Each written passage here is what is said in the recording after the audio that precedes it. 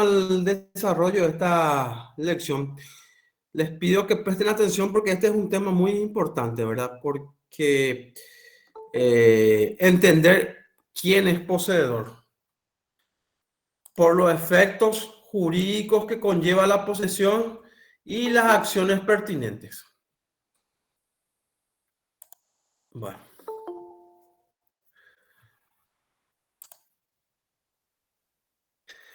Eh,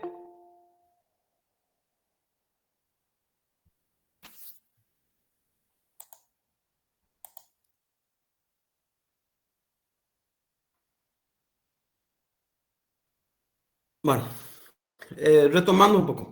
Entonces vamos a dar inicio a la lección 4 que se refiere a la posesión y en cuanto a cuáles fueron o cuáles son las dificultades por las que cuáles son las dificultades que se tuvo para conceptualizar lo que se entiende por posesión. Podemos citar algunos de los motivos por los cuales no fue tan sencillo llegar a un concepto uniforme de lo que se entiende por posesión. Las siguientes circunstancias, ¿verdad? Por un lado, que el derecho romano y el derecho germano, que son los grandes fuentes de inspiración de nuestro derecho civil, no llegaron a ponerse de acuerdo en cuanto a la reglamentación de lo que se entiende por posesión. La posesión en su concepto fue motivo de diferentes motivaciones o conceptualizaciones a través del tiempo. Los grandes maestros como Savigny y Hierin no pudieron unificar criterios en cuanto a lo que se entiende por posesión. Y básicamente yo creo que es lo más preponderante que dificultó la conceptualización de la posesión, es la similitud que presenta con otras instituciones del derecho civil, como la propiedad y la tenencia. Justamente en eso radica la importancia de delimitar lo que se entiende por posesión. Bueno. Bueno, antes de conceptualizar lo que se entiende por posesión, es importante saber qué es lo que se entiende por tenencia. ¿A quién se le considera tenedor de acuerdo a nuestro Código Civil?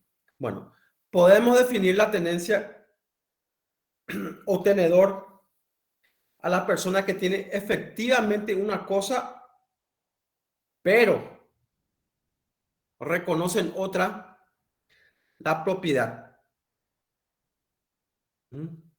Es el que tiene efectivamente la cosa, pero reconocen otro la propiedad. Es un simple tenedor de la cosa. Eso es lo que se entiende por tenencia. Bueno, ¿quién puede leer el artículo 1910 del Código Civil?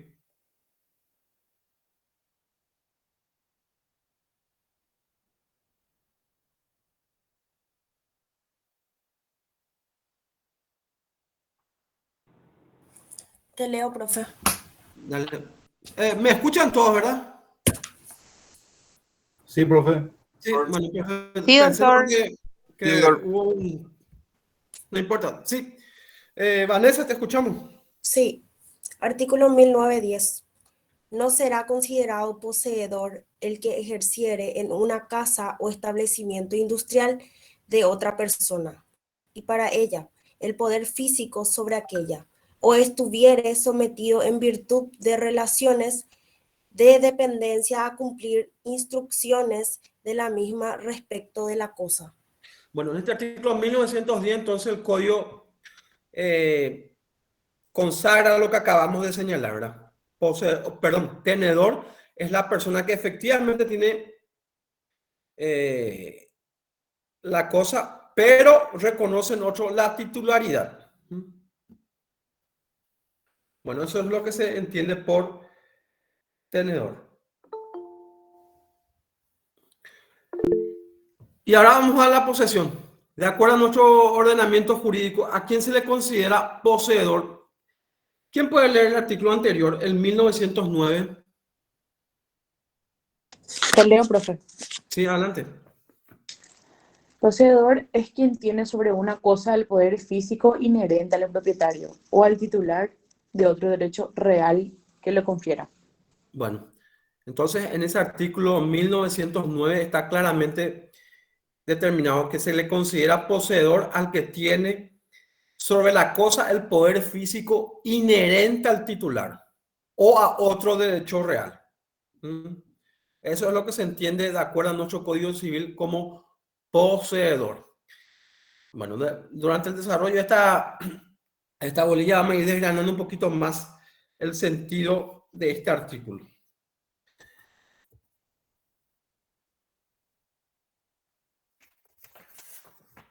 Bueno, ahora entonces,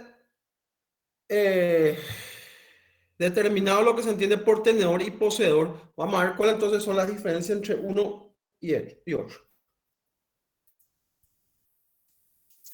Bueno, el poseedor tiene la posesión a título propio. No deriva de una cesión hecha por un tercero.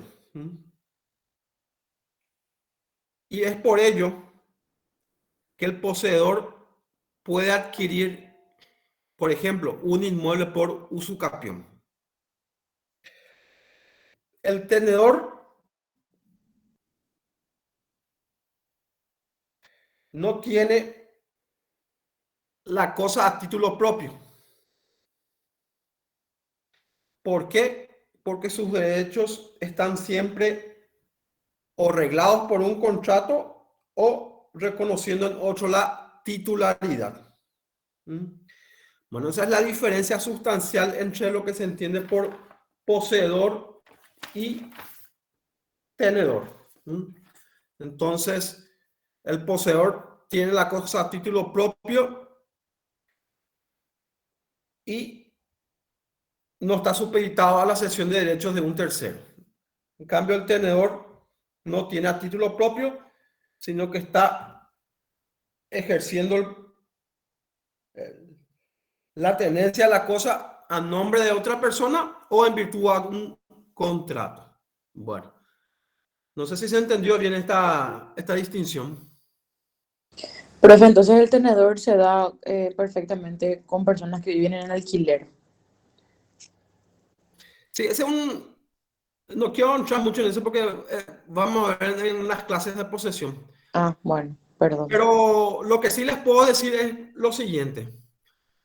El inquilino no puede, creo que les dije en la clase pasada, el inquilino no puede adquirir el inmueble por usucapión. Bueno, pero por lo demás se entendió esto. ¿Quién es tenedor y quién es poseedor?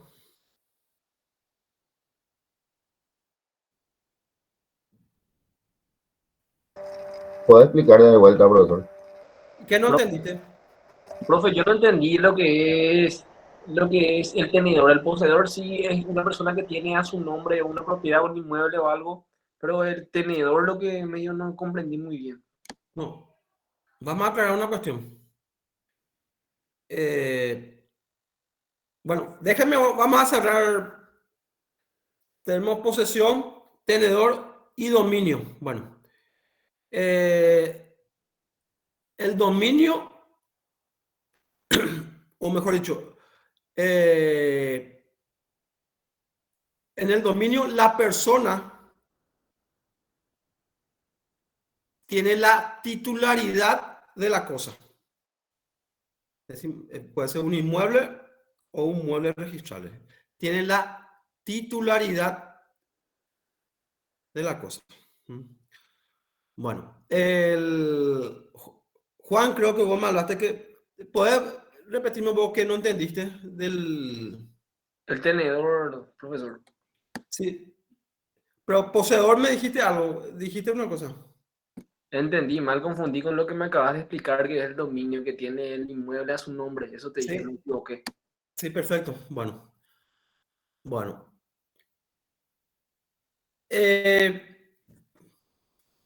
Para poner en contexto, por ejemplo, a ver qué puede ser. En un barco, un buque, el capitán, el capitán está al mando del buque. ¿Mm? Está ejerciendo, está en el buque. El propietario no está a bordo del buque. Está en tierra, para llamarlo de alguna manera. El capitán tiene la tenencia del buque. Tiene el poder físico porque está en el buque, pero está esa tenencia o ese poder físico lo está ejerciendo en nombre del propietario de la embarcación.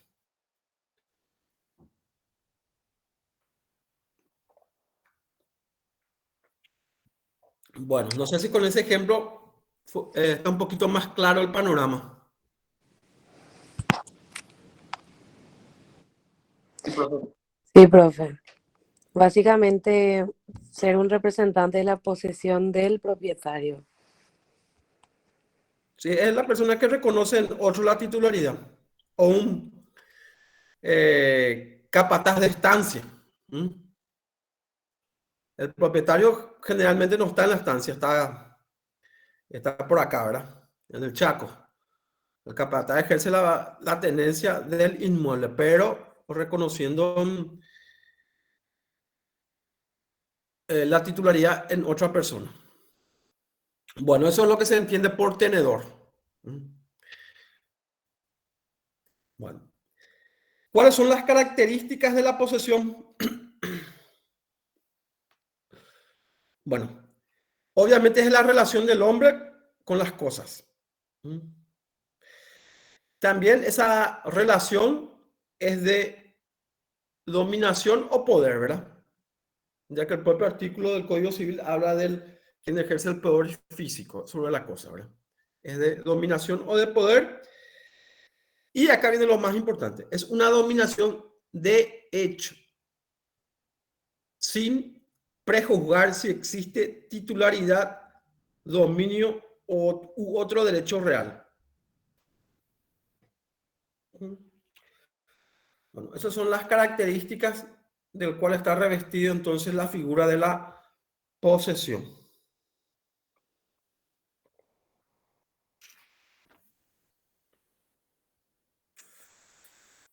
Bueno, también vamos a hacer un poco algunas diferencias entre lo que se entiende por posesión y ahora con el dominio. Ya habíamos visto entre tenencia y posesión. Ahora vamos a ver entre posesión y dominio.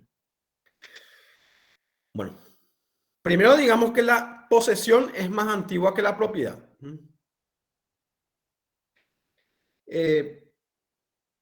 El dominio es una relación jurídica entre una persona y una cosa. Y la posesión, como habíamos dicho, es una relación de hecho entre la persona y la cosa. El dominio está protegido por las acciones reivindicatorias, mientras que la posesión por las acciones posesorias.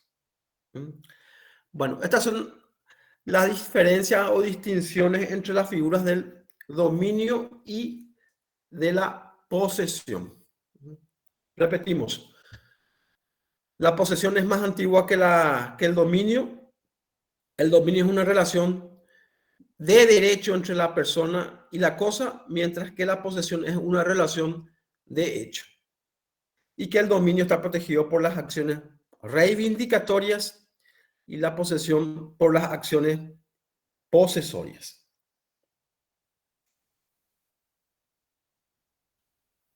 Profe, Sí, La posesión es una relación de hecho, dijiste. sí. ¿Hasta ahí nomás? ¿O había algo más? De hecho, entre una persona y la cosa. Gracias. Profe, yo Bueno, tengo una consulta. sí, adelante. Ese dominio dijiste relación jurídica primero. Jurídica, Relación de derecho o de jurídica, sí.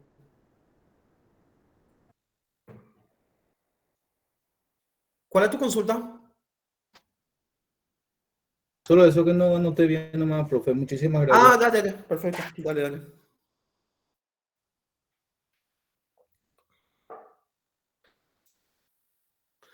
Bueno, eh, a modo de ejemplo,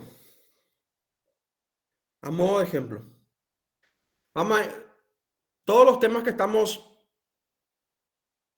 tratando vamos a ir desarrollando con mayor profundidad a medida que vamos desarrollando la materia.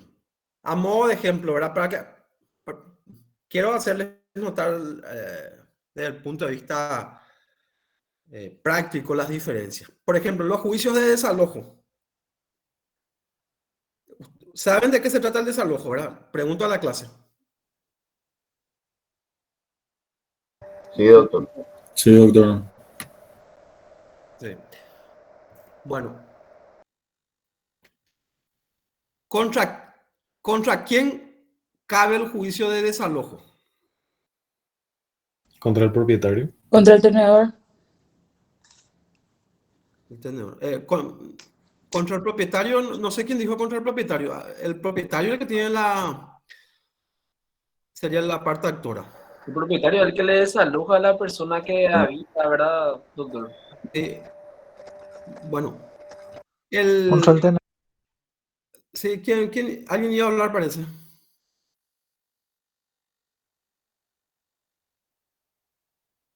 Bueno, yendo al ejemplo del juicio de desalojo que les puse, ¿verdad?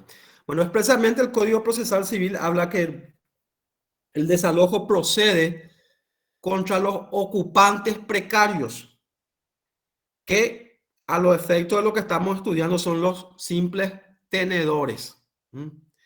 Y también habla de los inquilinos que tengan contrato vencido o que tengan la obligación de restituir el inmueble. Entonces aplicaría, por ejemplo, el inquilino que ya venció su contrato o que el famoso cláusula de los contratos de alquiler que dice que el no pago de 2 cuotas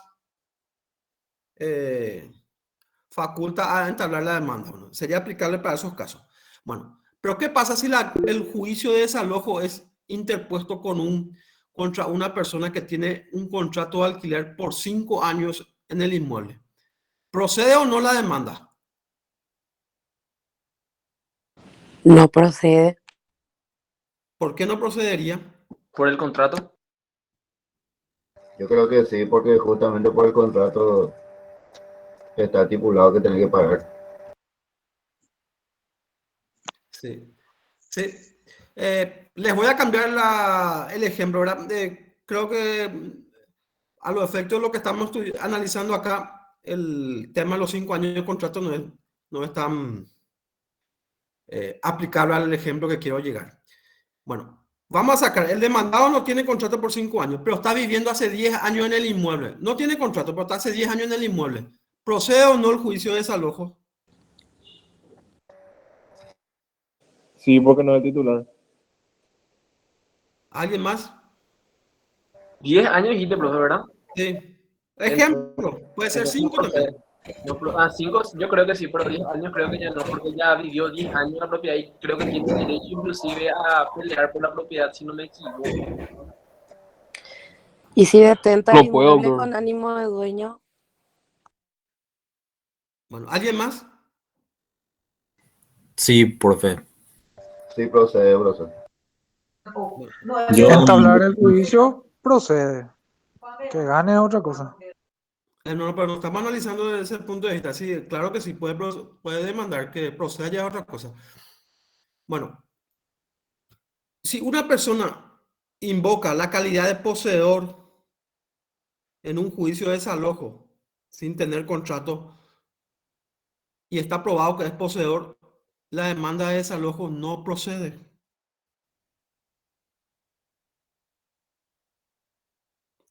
¿Por qué, doctor? Yendo al ejemplo de los 5 años. Según el artículo 1909, el poseedor puede adquirir un inmueble por usucapión, pasado el tiempo. Poseedor, estamos hablando del poseedor, profe. No, está bien. ¿Será porque Pero- está mucho tiempo ahí? O sea, en la propiedad, porque ya dio 10 años, ahí ya no procede, o porque no tiene contrato. No les quiero confundir, o sea, para precisar nomás. Bueno, como yo dije primero 10 años, ¿verdad? Después le dije puede ser 5, bueno, vamos a quedarnos con los 10 años, ¿verdad? Para usucapir un inmueble sin justo título y buena fe son 20 años, no son 10, son 20. Vamos a empezar de ahí. Bueno, se inicia el juicio de desalojo, voy a contestar, no, yo estoy hace 10 años acá en el inmueble, yo pago todos los servicios, yo soy poseedor. ¿Procede o no procede el juicio de desalojo?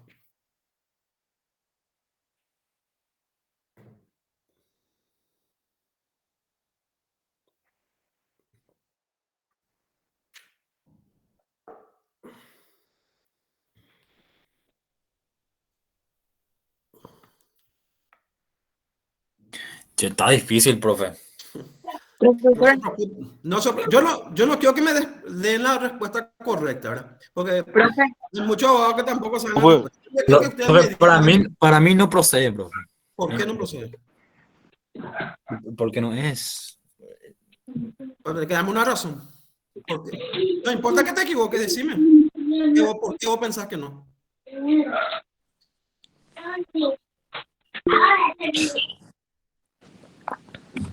¿Y por qué no es titular, profe?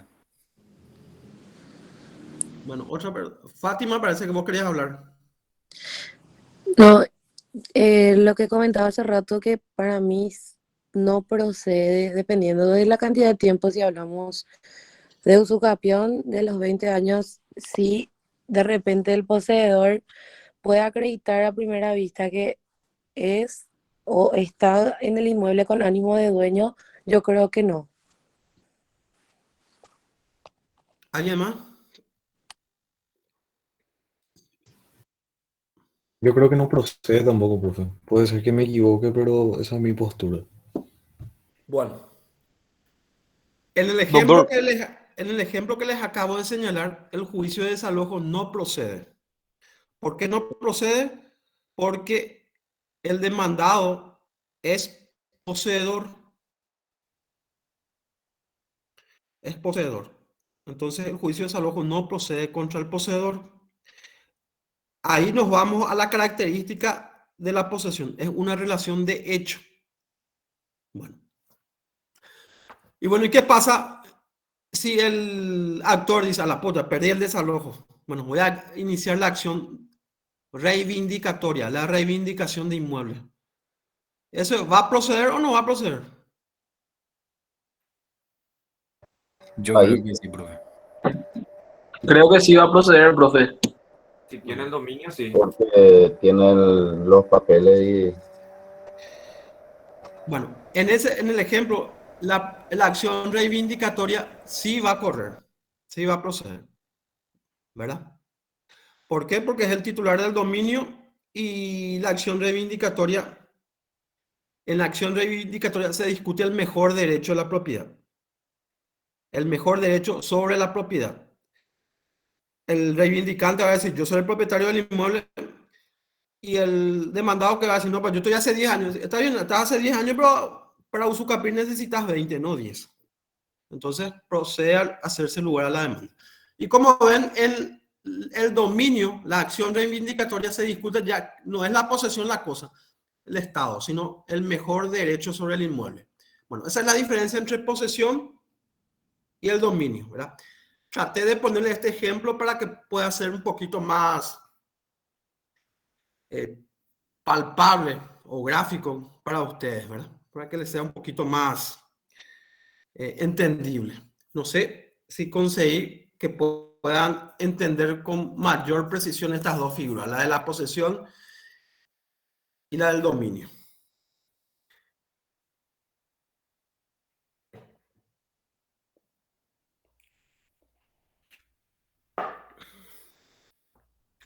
Bueno, si no hay ninguna consulta, proseguimos.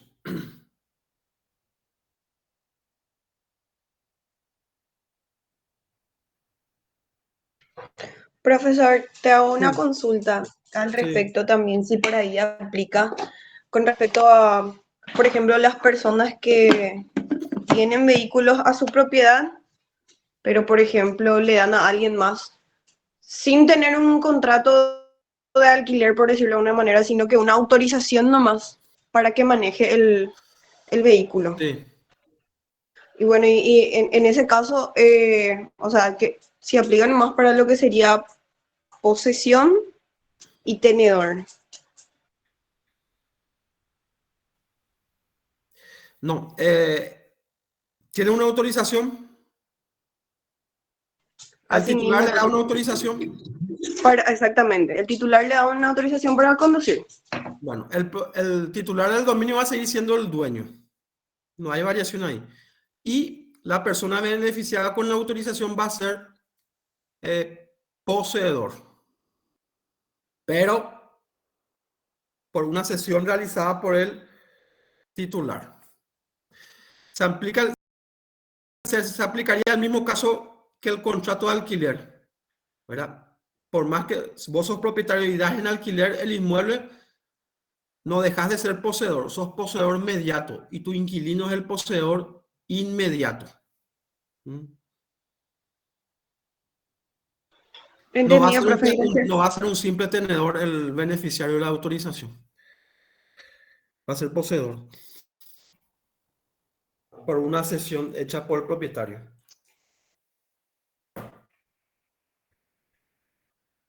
Bueno, ¿alguna otra consulta? De lo contrario, proseguimos. Proseguí, profe.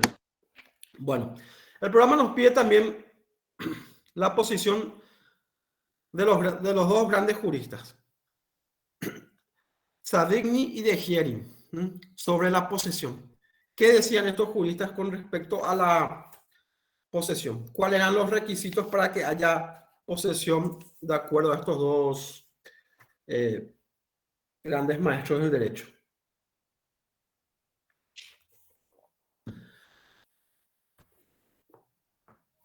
Bueno, vamos primero por Savigny. Bueno, este autor decía que para que exista posesión debía haber, primero que nada, el corpus y el animus domini. Para este autor, el corpus obviamente es el elemento físico de la posesión. Sin el corpus no se concibe la posesión.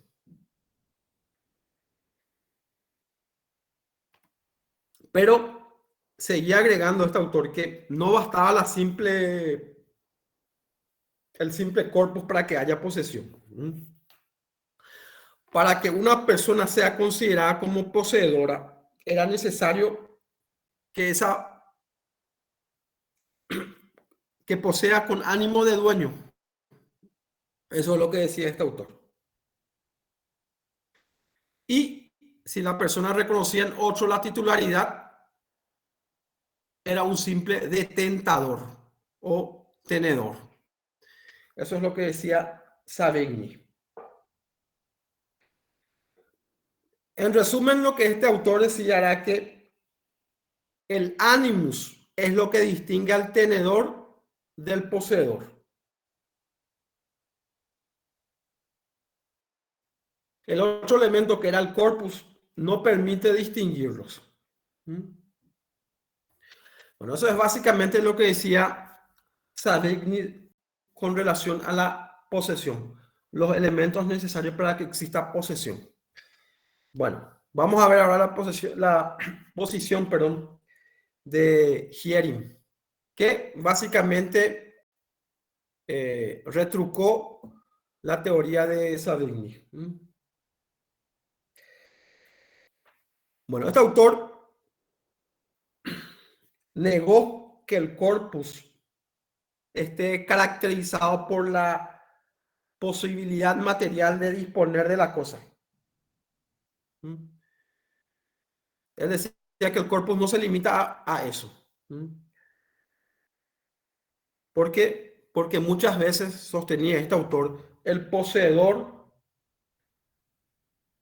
o mejor dicho, no siempre el poseedor tiene la posibilidad física de disponer de la cosa.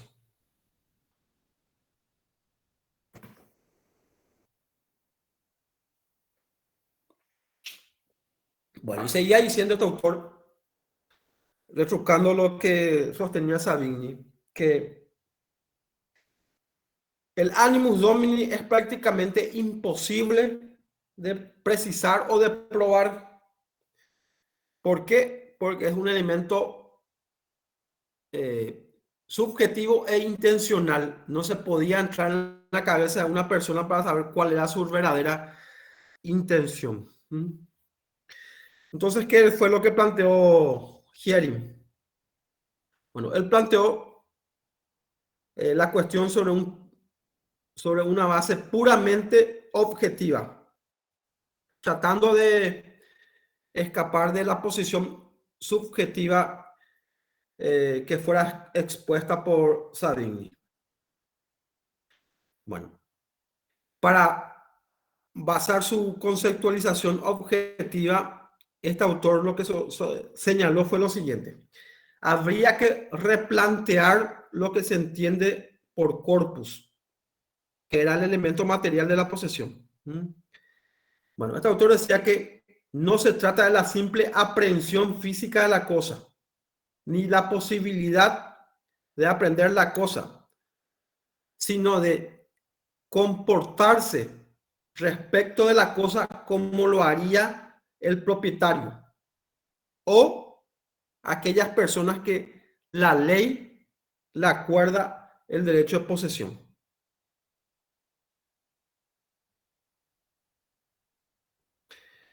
Lo decisivo es que la conducta de la persona esté adecuada al destino de la cosa, al destino económico de la cosa. En lo que respecta al animus domini, entonces, Hering prescinde de él, ¿verdad? Prescinde del animus domini que había expuesto Savigny como un elemento esencial de la posesión. Hering decía lo siguiente: la posesión basta por sí misma, de modo que cada vez que alguien tenga una cosa en su poder, corresponde que la ley lo ampare. Básicamente, lo que este autor sostiene es que la calidad de poseedor está determinada por la forma de comportarse de la persona en relación a la cosa. Es de comportarse como lo haría el propietario o el titular de un derecho real que la ley confiera.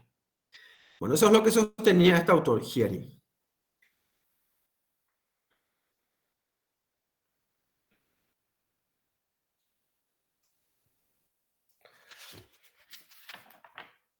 Bueno, no sé si quedó clara la posición de estos dos autores, el de Savigny y el de Hering.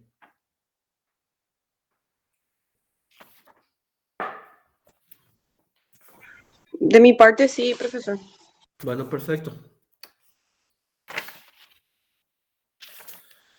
Bueno, ahora vamos a ver un poquito cuál es la posición de nuestro Código Civil respecto a la posición de estos dos autores. ¿A cuál sigue? ¿A Savigny o a Hering? Bueno, ¿quién puede leer nuevamente el artículo 1909 del Código Civil? Te leo, doctor. Sí, adelante. 1909. Sí. Poseedor es quien tiene sobre una cosa el poder físico inherente al propietario o al titular de otro derecho real que lo confiera. Sí. Bueno, entonces, de acuerdo a este artículo de nuestro Código Civil, ¿cuál creen ustedes que es la posición que sigue nuestro código? ¿El de Savigny o el de Chieri?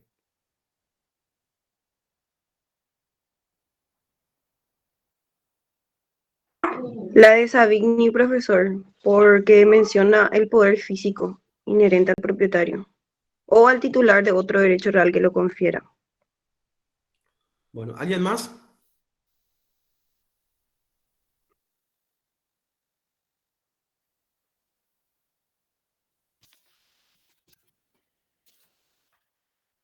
Savini también, profe, porque menciona el poder físico.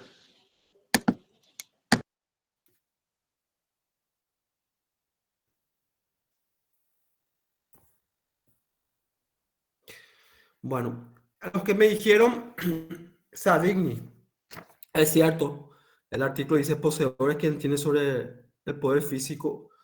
¿Y cómo explicarían entonces la siguiente, inherente al propietario? Sería hearing, profesor, porque habla de comportarse respecto de la cosa como lo haría el propietario. Ahí está. Nuestro código sigue la posición de hearing, ¿verdad? Al utilizar el término como lo haría el propietario, está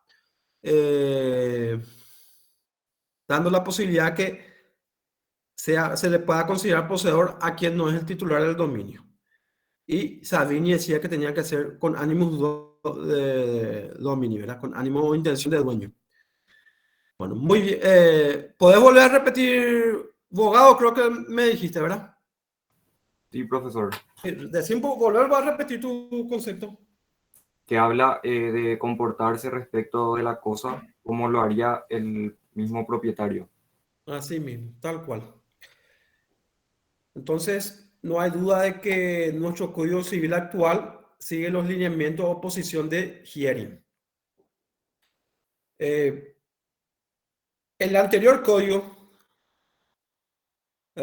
civil seguía los lineamientos de Savigny. Bueno, pero eso fue entonces modificado. Bueno, quedó claro esta parte, ¿verdad?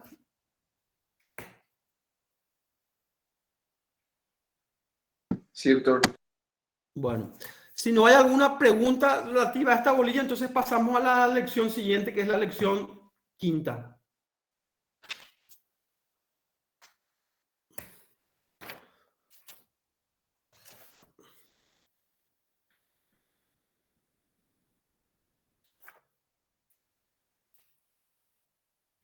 Bueno, no hay consultas entonces. Bueno, pasamos a la siguiente lección, a las 6, que es una, perdón, bolilla 5. Bolilla 5, que es una lección continuadora de la posesión.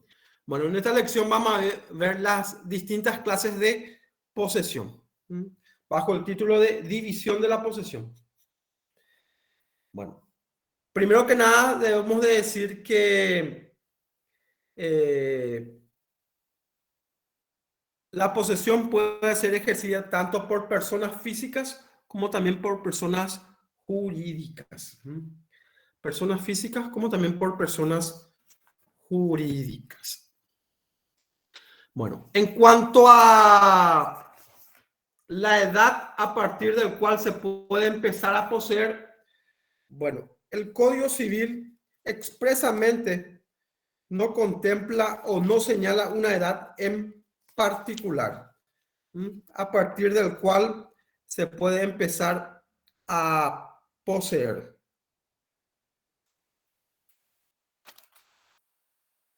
Sin embargo, estoy buscando el artículo para citarles con precisión.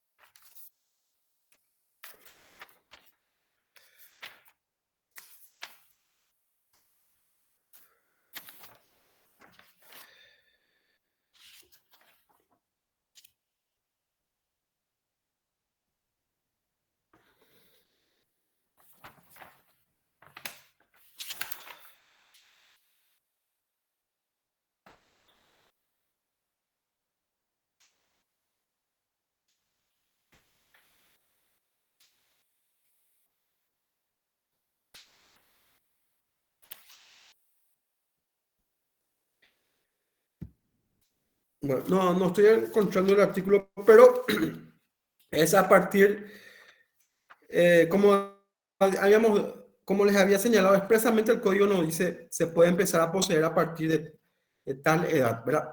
Pero en el artículo que les voy a decir cuando encuentren, en los casos de apropiación establece que se puede empezar a poseer a partir de los 14 años.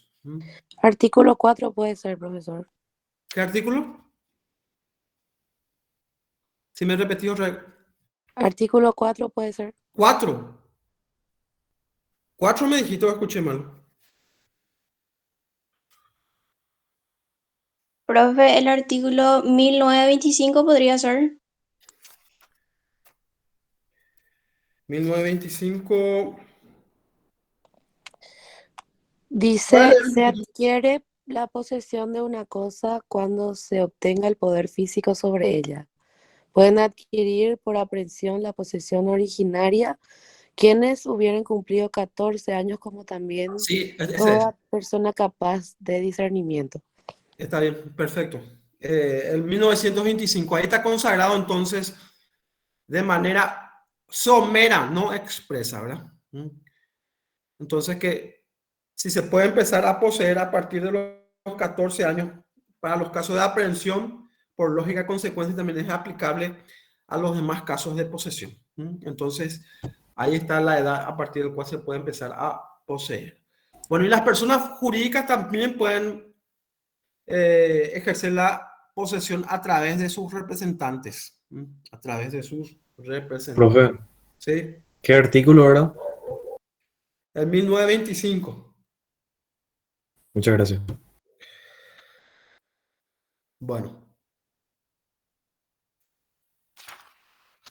La primera división de la posesión que nos plantea el programa es el poseedor mediato e inmediato. ¿Quién puede leer el artículo 1911? Leo, doctor. Adelante. El que poseyere como usufructuario, acreedor, prendario, locatario, depositario o por otro título análogo, en cuya virtud tenga derecho u obligación a poseer temporalmente una cosa, es poseedor de esta. Y también lo es la persona de quien proviene su derecho u obligación. El primero es poseedor inmediato, el segundo mediato. Quien posee a título de propietario tiene la posesión originaria. Los otros tienen una posesión derivada que no anula a la que le da origen. Bueno, ahí está perfecto. Yo creo que está clarísimo. Y acá el ejemplo que se ajusta como anillo al dedo es los casos de contrato de locación de inmuebles, ¿verdad?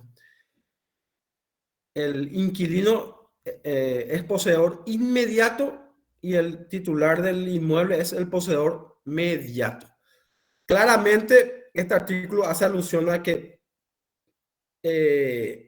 la posesión inmediata no anula la posesión que tiene el propietario y que se considera la posesión originaria. Bueno, esa es la primera clasificación, en posesión mediata e inmediata. Bueno, también tenemos la posesión originaria y la derivada. La posesión originaria es aquella cuya eficacia no requiere el acto de disposición de un titular precedente, que no existe. Profe, disculpa, me dijiste posición originaria y Derivada. La posesión originaria es aquella cuya eficacia no depende de un acto de disposición de un titular precedente, ya que sea porque no existe o porque la cosa no pertenece a nadie. Ejemplo de la posesión originaria es la usucapión y la aprehensión. La posesión derivada son aquellas cuya validez depende del acto de disposición de un anterior poseedor. La nueva posesión deriva de la anterior posesión. Un ejemplo es la tradición de posesión originaria.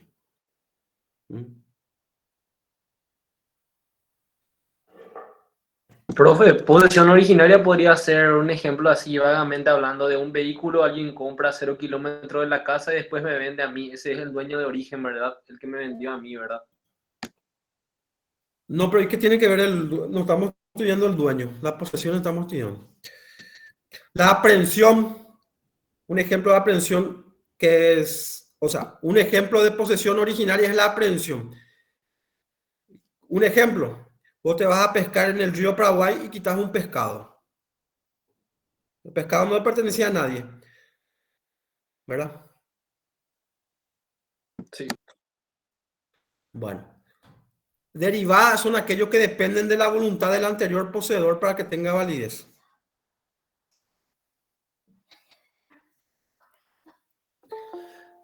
Habíamos citado la figura de la tradición. Por ejemplo, un libro. Para que el anterior poseedor te tiene que entregar el libro para que sea válido la tradición. Debe haber un consentimiento del que otorga el libro y también del que recibe el libro. Bueno, ahí ya depende entonces de un acto de disposición del anterior poseedor. Ese sería un ejemplo de posesión derivada. Bueno, la posesión también puede ser de buena y de mala fe. ¿Quién puede leer el artículo 1918?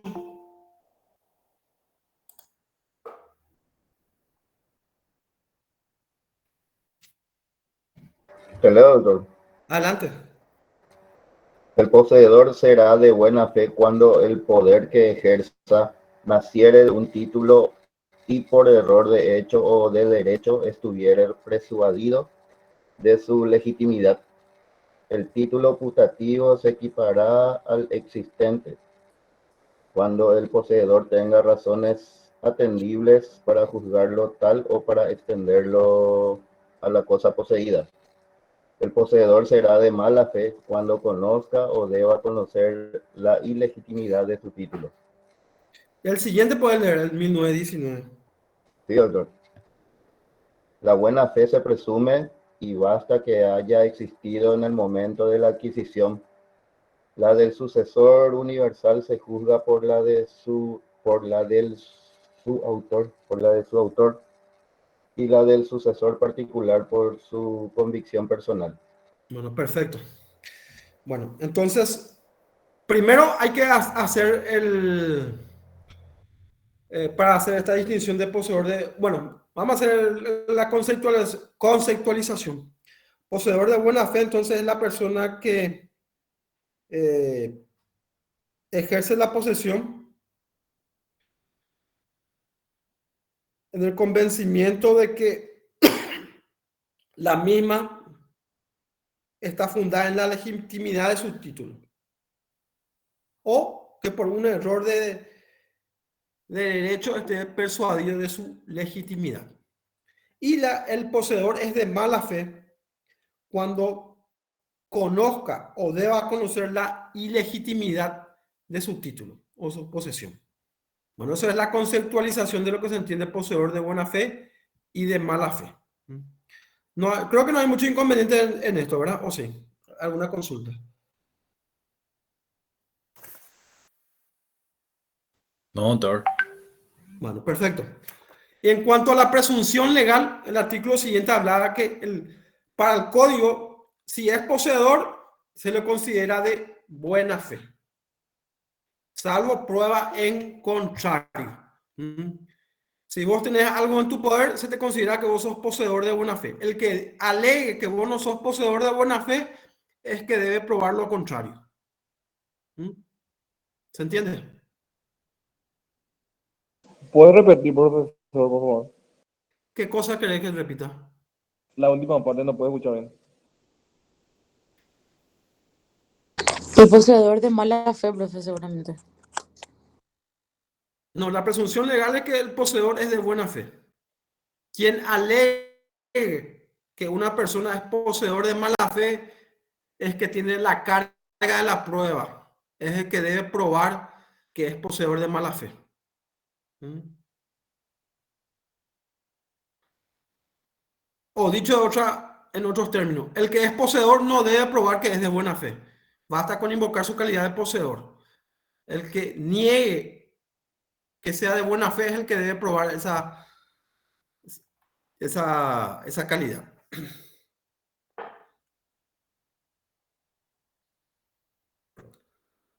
Gracias, profe. Bueno. Y la pregunta que nos hace el programa, ¿la buena o mala fe es transmisible por herencia? Bueno, en ese mismo artículo 1909 nos da la respuesta a esta pregunta. Y decía lo siguiente: la del sucesor universal se juzga por la de su autor, o sea, por el causante. Y el sucesor particular por su convicción personal.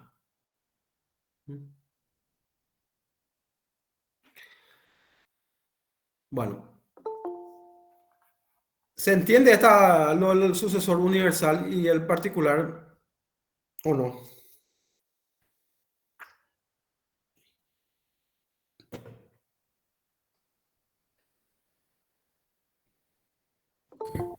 Profe, exactamente a qué se refiere con esos dos términos de sucesor universal y particular. Bueno, sucesor universal es el que es declarado heredero del causante. Habrán visto más de una resolución declaratoria de heredero en donde dice por fallecimiento fulanito tal, se le declara heredero a fulanito y con derecho a los bienes, a los derechos y acciones que forman parte de la sucesión. Bueno, ese es el sucesor universal. ¿Y cuál sería el sucesor particular? Esto se da en los casos de un legado particular, cuando el causante deja determinada propiedad a una persona determinada. ¿Por qué no es universal? Porque no abarca la totalidad de los bienes del causante, sino un bien en particular. En el otro caso que les cité, abarca la totalidad de los bienes del causante o del fallecido. ¿Se entiende? Sí, doctor. Bueno. Excelente, profe. Bueno, el programa también nos pide distinción de la buena y mala fe a los efectos de la prescripción y la percepción de los frutos.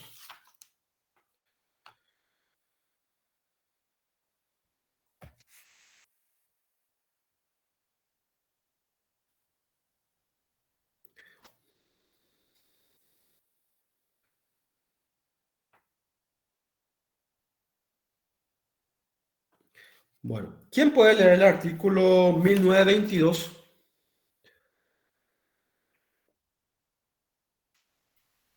Yo leo, profe. Adelante. Artículo 1922. En la percepción de frutos, la buena fe debe existir en cada acto. La buena o mala fe del sucesor del poseedor, sea universal o particular, será juzgada con relación a él y no por la de su antecesor. Bueno, es bastante claro el artículo del código con relación a la percepción de los frutos, entonces. En los casos de percepción de frutos, la buena fe debe existir en cada acto.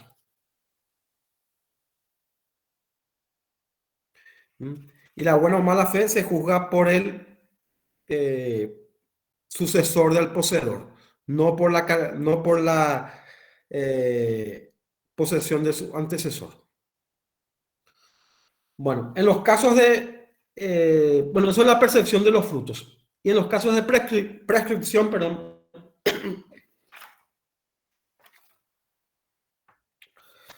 bueno, ¿quién puede leer el artículo 1921? Te leo, profe. Sí. Artículo 1921. Salvo prueba en contrario, se presume que la posesión conserva el mismo carácter con que fue adquirida. Nadie puede cambiar por sí mismo, ni por el transcurso del tiempo, la causa y las cualidades o los vicios de su posesión.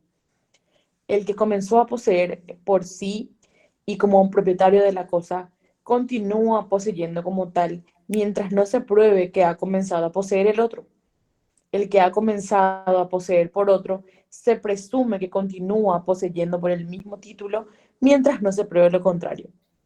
No habrá intervención del título por la sola comunicación al poseedor inmediato, si ella no va acompañada de hechos que priven a este de su posesión o que no puedan ser ejecutados por el poseedor inmediato de la cosa de otro. El 1991 también puedes leer. Sí, profe. Un ratito.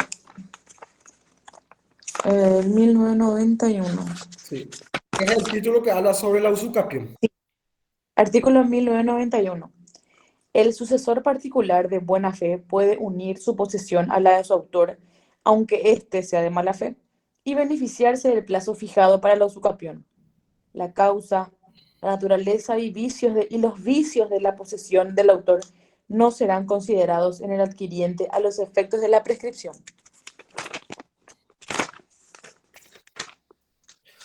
Bueno. Primero digamos que el poseedor a los efectos de la prescripción, ¿verdad? La percepción de frutos ya vimos. A los efectos de la prescripción, que es la adquisición vamos a circunscribir a los inmuebles, que es la adquisición del inmueble por el transcurso del tiempo fijado en la ley. Bueno, a ese efecto, obviamente el poseedor de buena fe no tenía ningún inconveniente si es que cumple con los 20 años de adquirir por usucapión el inmueble. Pero si el poseedor es de mala fe, entonces esa posesión no puede generar derechos. Entonces, no puede adquirir por prescripción. Bueno, eso es los efectos de la buena y mala fe respecto a la prescripción adquisitiva o la usucapión, como quieran llamarla. Bueno, ¿hay alguna pregunta con relación a este punto?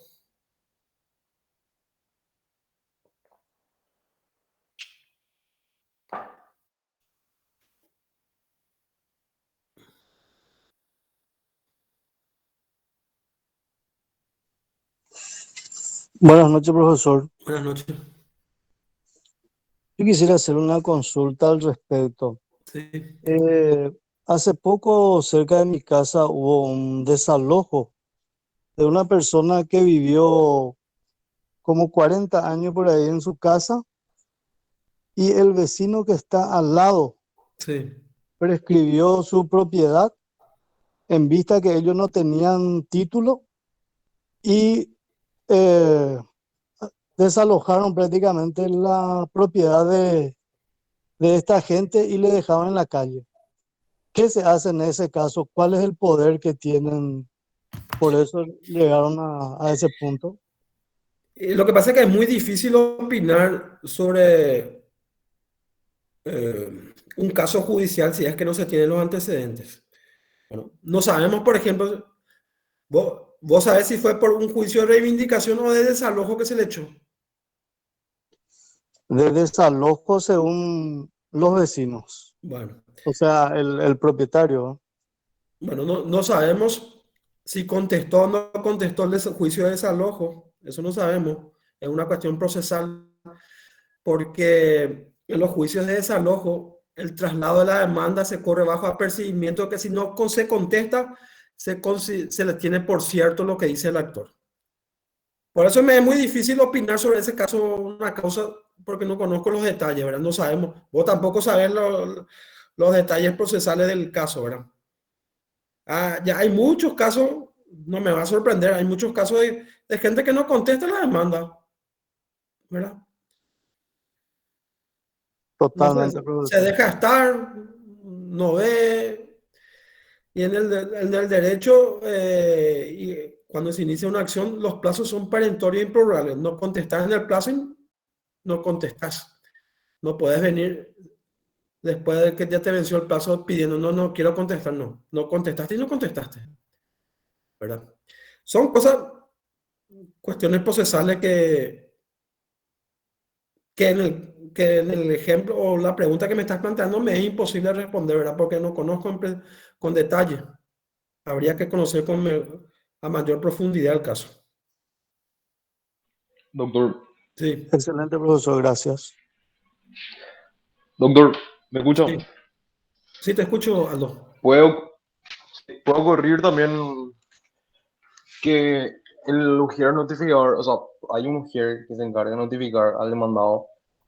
Hay veces también de que por algún motivo, no quiero tirarle tampoco toda la bocha encima a los ujieres, pero que pueden hacer por llevarse mejor con la otra parte o algo así. Pero al fin y al cabo lo que quiero ver, doctor, es de que no se le notifica y después se le... O sea, los plazos de la ley son improrrogables e imprescriptibles. Perentorio. Perentorio, perdón, digo bien. ¿Qué pasa ahí en ese caso, doctor? ¿Se le hace un proceso de nulidad o cómo sería? Bueno, vamos a suponer, voy a entender lo que vos me estás diciendo. ¿Qué pasa? Tampoco no es que puede pasar, ¿verdad? Que el ujier haya diligenciado mal su cédula de notificación, que no haya cumplido con su fin, que es el de hacer saber al demandado que existía un juicio en su contra. Bueno, si no se desalojó todavía, ¿verdad? Si no salió todavía la orden de desalojo, procesalmente lo que correspondería es que se plantee un incidente de nulidad. Sí, es así como estamos pintando, debería prosperar eso y el juicio se retrotrae nuevamente al inicio. Se vuelve a hacer el juicio. Eso es si todavía no salió la orden de desalojo. Si ya salió la orden de desalojo, habría que ver cuál es el derecho que le asiste al demandado. ¿Qué derecho le asistía? Pero doctor, ahí tampoco, o sea, no se le echaría también la culpa, digamos, por una parte al juez por ocurrir en su secretaría. ¿Qué cosa? Porque es un vicio contra la ley el hecho que el ujier no haya notificado correctamente, que haya hecho mal su diligenciamiento. Y cómo, por ejemplo, y te pregunto, ¿y cómo, por ejemplo, si la parte afectada no le manifiesta al juez que diligenció mal el ujier, cómo el juez podría saber? No, y claro, por eso están todas las nulidades procesales, ¿verdad? Tiene que hacer la nulidad. Pero usted dijo de que ya se haya hecho el desalojo.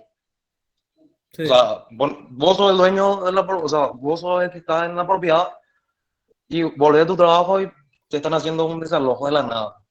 ¿Por qué? Porque por el simple hecho de que el ujier notificador, de ahí arranca el problema, no notificó bien, no hizo bien su diligenciamiento. ¿Cómo vos podés ahí? O sea, porque es un vicio contra la ley. Tipo, quiero que vos me des la respuesta. ¿Cómo yo, o sea, vos en este caso, siendo el que está en la propiedad, puedes recuperar? Bueno, vamos al ejemplo que yo les dije, ¿verdad? Que para el caso de que nunca tuvo conocimiento del juicio, presenta un incidente de nulidad y si está probado que efectivamente fue así, entonces debería hacerse lugar al incidente de nulidad y retrotraer el juicio al inicio. Y en el mismo incidente de nulidad, al hacerse lugar al mismo, lo que corresponde es, si se retrotrae el juicio a su etapa inicial, la situación de hecho también debería retrotraerse a la etapa inicial, o reingresarle a la persona en el inmueble, a las resultas del juicio.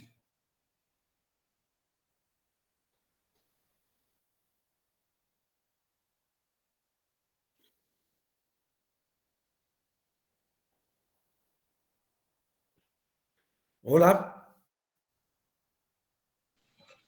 Ok, doctor. Voy a tratar de analizar mejor. Bueno, ¿Alguna otra consulta? Por mi parte, no, doctor. Bueno, vamos al último punto de esta lección, que son los vicios de la posesión de muebles y de inmuebles. Bueno, tampoco en este punto el Código Civil establece o enumera taxativamente cuáles son los vicios de la posesión de muebles e inmuebles, ¿verdad? Básicamente, estos vicios los encontramos en la doctrina. Así, por ejemplo, para los casos de la posesión de cosas muebles, los vicios de la posesión serían, por ejemplo, el hurto, el estelionato, el abuso de confianza. Para los casos de inmuebles, por ejemplo, la violencia o clandestinidad, el abuso de confianza. Son algunas cuestiones que vician la posesión. Y al viciar la posesión, permite entonces calificar al que está en posesión de la cosa como poseedor de mala fe. Entonces, de ahí entonces la importancia de esta clasificación. Profe, ¿puedes repetir otra vez la enumeración de los vicios? Bueno, aclaramos que es en doctrina, ¿verdad? En el Código Civil no está expresamente estipulado. Sobre los vicios de la posesión, sobre las cosas muebles, mencionamos el hurto, estelionato, abuso de confianza, y en los casos de inmuebles citamos la violencia, la clandestinidad, también el abuso de confianza.